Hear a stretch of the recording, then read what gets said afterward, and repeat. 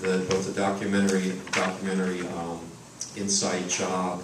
It's really quite incredible, these people with these, I mean, they show the ultimate, I believe, the ultimate degeneration of our system, in this economic system in this country. These people, their money, incredible amounts of money going for cocaine and prostitutes, and these are the people that are going to lead our educational system. I think when I talk about the corporate agenda and its dumbing influence, we're talking about breaking instruction into, there's an obsession with breaking instruction into measurable segments. That's what's taken place with reading, certainly. Breaking reading into reading skills.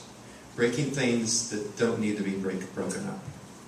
And to put it a bit simplistically, reading, basically, people learn how to read by reading, in a very simple sense. But what we have when we can break things down into measurable, things that can be measured, is that, well, we can have more tests, and we can send bunches of money to companies to come up with computer programs and measure things, and the session of measuring. And as Diane Ravitch points out in her book, I'm quoting her book a lot, but what we see is that the discussion used to be about people reading works of literature and maybe Mark Twain or whatever, and the value of how that can help us learn about society and humanity. Instead, what the discussion about is about reading skills, and literally things that do not have sense, do not have meaning in and of themselves. Good book here by Kelly Gallagher, How Schools Are Killing Reading, What You Can Do About It. It's really kind of scary. If there's studies coming out now that shows that fewer and fewer people have a desire to read. That's scary. And fewer and fewer people have the experience of reading flow. So much of what takes place is to try to, you read a little page or two and then you try to analyze it instead of just reading. And the whole, when perhaps more people ways back would experience the notion of reading flow, reading and you get lost in your reading. And unfortunately, fewer and fewer people are experiencing that. That's not a good thing. And of course comes with that fewer and fewer people that have a love for reading. That's not good. I think that this whole obsession with breaking instruction into things that can be measured, it goes on with kind of a behavioralist approach that very much comes from the corporate world, the notion of reward and punishment.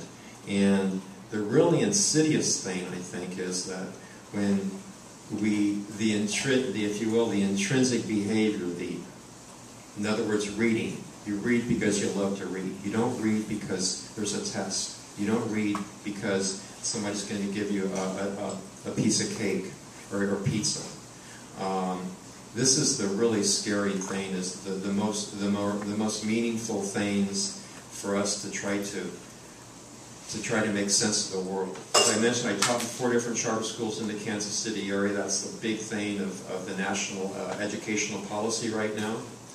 The 4 schools I taught at were all absolutely just pitiful places. Absolutely just. I felt I should have been able to call the sheriff and just shut them down right then and there on the spot. All run by private companies. Of course, just a whole lot of people put in charge of these schools that have some ideas.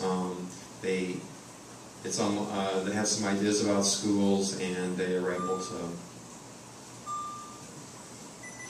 to bring their ideas to these schools. But the original conception of charter schools was by Albert Shanker at EFT was really a pretty good idea, and that is charter schools would be something that you would pay the teachers well.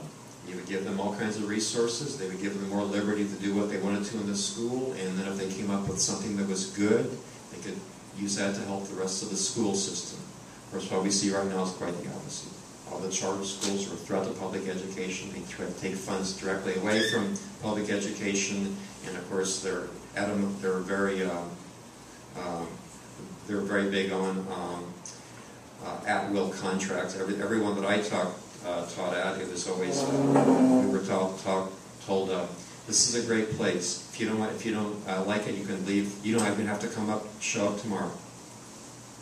And on a similar vein, if we don't like what you're doing, we can say, just don't come back tomorrow. You're done.